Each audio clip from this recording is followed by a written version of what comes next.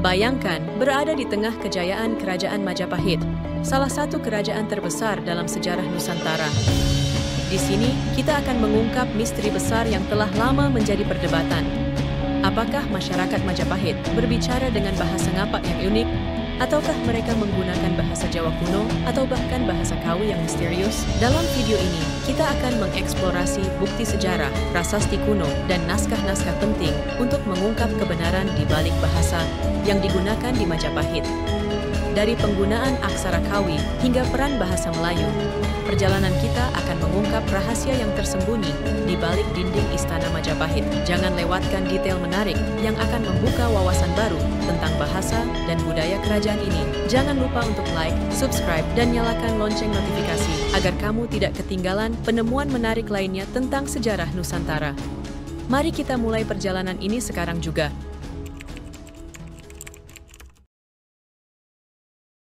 Wilayah Banyumas Raya memiliki kebudayaan unik yang membedakannya dari daerah lain. Salah satu ciri khasnya adalah bahasa Panginyongan, atau yang lebih dikenal dengan sebutan ngapak. Keunikan logat Banyumasan seringkali menjadi bahan candaan masyarakat luar daerah. Namun, warga Banyumas Raya seharusnya merasa bangga dengan bahasa yang mereka gunakan sehari-hari ini. Menurut sejarah, bahasa Panginyongan diperkirakan lebih tua daripada bahasa Jawa yang digunakan di bagian timur, yang telah dipengaruhi oleh kebudayaan Mataram. Bahasa Panginyongan merupakan warisan dari era Kerajaan Majapahit atau Jawa Pertengahan yang masih digunakan hingga kini. Buktinya, banyak kosakata Panginyongan yang digunakan masyarakat Banyumas Raya sama dengan bahasa Jawa Pertengahan pada akhir era Majapahit. Tradisi tulis dalam Babad Banyumas juga banyak menggunakan kosakata yang sama dengan para raton maupun negara Kertagama sebagai kitab babon era Majapahit. Masyarakat Banyumas memiliki kemerdekaan berbudaya yang khas karena jaraknya yang jauh dari pusat kekuasaan. Mereka mampu mempertahankan tradisi dan sulit terpengaruh budaya baru, termasuk bahasa baku saat Mataram Islam berkuasa. Istilah Adoh Ratu Perek Watu menggambarkan wilayah Banyumas Raya yang jauh dari pusat kerajaan, namun dekat dengan gunung-gunung. Wilayah Banyumas Raya kala itu sulit dijangkau karena berada di balik gunung-gunung besar, seperti Gunung Sindoro Sumbing di sebelah timur dan Gunung Slamet di sebelah barat. Mungkin karena faktor geografis ini, Banyumas tidak banyak terpengaruh oleh budaya baru. Bahasa Panginyongan memiliki sifat egaliter, blaka suta atau cablaka, yang berarti jujur apa adanya atau terang-terangan. Oleh karena itu, bahasa ini perlu dilestarikan dan tetap relevan di sepanjang zaman. Selain itu, adanya riwayat persilangan Majapahit Sunda, ketika Raden Baribin, putra Brawijaya, menikah dengan Ratna Pamekas, keturunan Prabu Siliwangi yang merupakan penguasa Pajajaran. Banyumas Raya juga merupakan wilayah perbatasan antara kekuasaan Majapahit di timur dengan kerajaan Pajajaran di barat, sehingga budaya Sunda juga turut mewarnai kebudayaan Banyumas Raya hingga saat ini. Contohnya, calung. Lantas, apakah bahasa ngapak ini menjadi bahasa resmi Kerajaan Majapahit?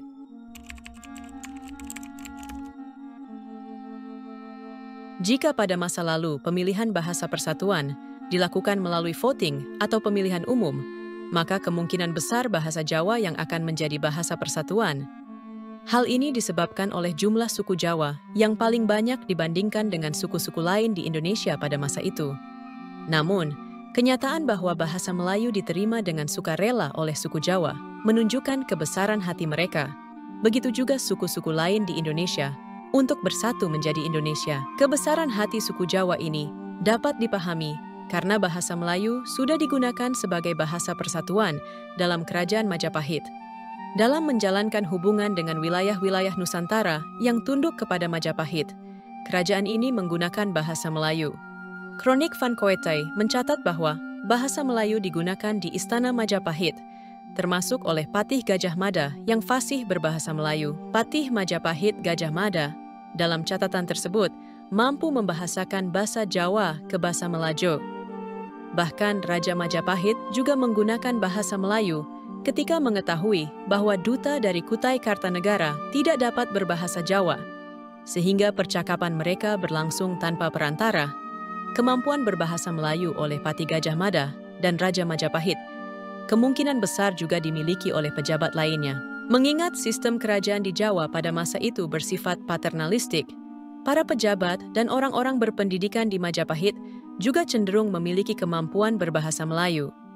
Dalam hikayat Hang Tuah yang menceritakan zaman berbeda dari Kroniek Van Koitai, Raja Majapahit juga tercatat berkomunikasi dengan Raja Malaka menggunakan bahasa Melayu tanpa penterjemah. Maka Baginda pun melompat ke paseban itu, lalu berjalan mendapatkan Sri Betara. Maka titah Sri Betara, "Silakanlah anakku duduk sebuah singgasana." Hikayat Hang Tuah, V. 122. Informasi ini semakin memperjelas bahwa bahasa Melayu digunakan dalam Istana Majapahit sepanjang berbagai periode. Bahkan, dapat dikatakan bahwa bahasa Melayu bukan hanya bahasa persatuan, tetapi juga merupakan syarat kompetensi yang harus dimiliki para pejabat untuk menduduki posisi tertentu dalam pemerintahan Majapahit. Lantas, bagaimana dengan penggunaan bahasa Kawi di Kerajaan Majapahit? Apakah digunakan sebagai bahasa resmi juga?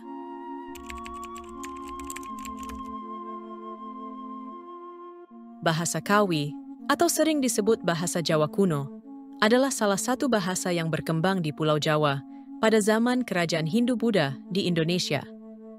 Pada masa itu, bahasa ini digunakan untuk menulis karya sastra. Namun, bahasa Kawi tidak sepenuhnya merupakan bahasa Jawa kuno karena telah dipengaruhi oleh bahasa Sanskerta.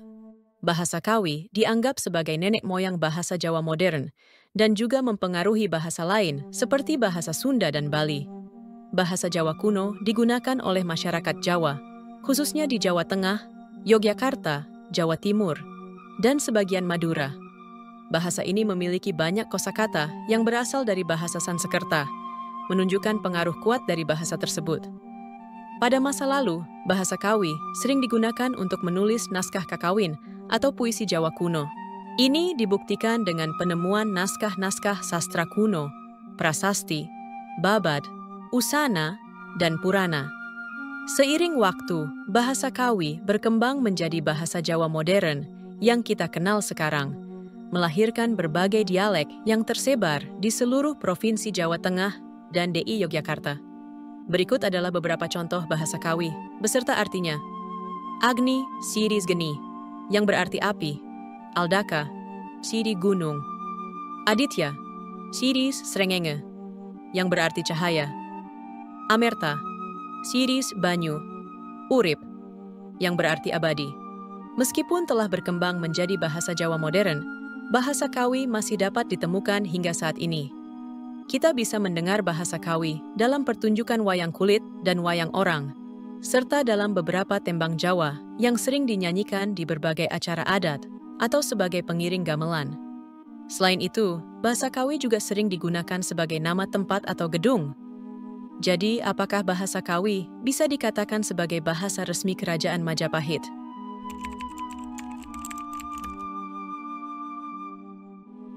Kerajaan Majapahit yang pernah menjadi penguasa Nusantara menyimpan banyak misteri.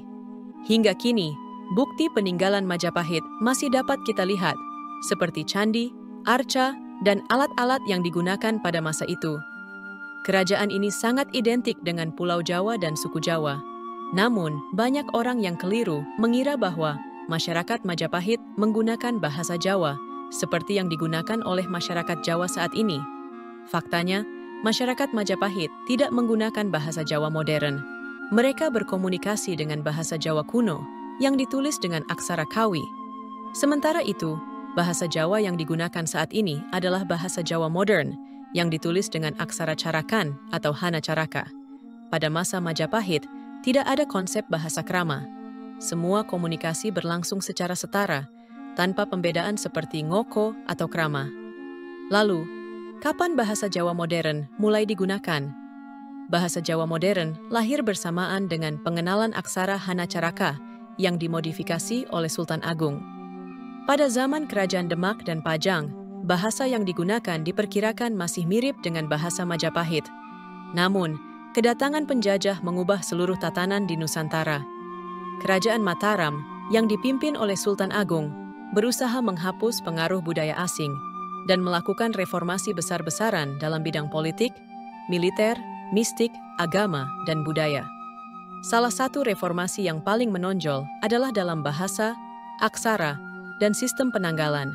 Bahasa Jawa kuno diubah menjadi bahasa Jawa modern.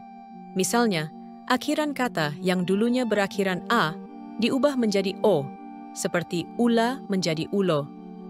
Tulisan-tulisan Jawa yang sebelumnya menggunakan aksara Kawi diubah menjadi aksara Carakan. Sistem penanggalan yang sebelumnya menggunakan kalender Saka diubah menjadi penanggalan Jawa. Sultan Agung juga mengembangkan bahasa Jawa dengan menambahkan bentuk ngoko dan krama untuk mengatur norma pergaulan masyarakat dan kesantunan. Bahasa Jawa krama dan ngoko juga digunakan untuk menyampaikan rasa hormat dan kedekatan. Perkembangan bahasa Jawa menunjukkan evolusi peradaban masyarakat Jawa. Kata-kata baru lahir untuk menjelaskan hal, sifat, atau peristiwa yang belum ada pada masa lalu. Peneliti sejarah berpendapat bahwa perkembangan sastra dan babat Jawa memainkan peran besar dalam penerapan bahasa Jawa modern.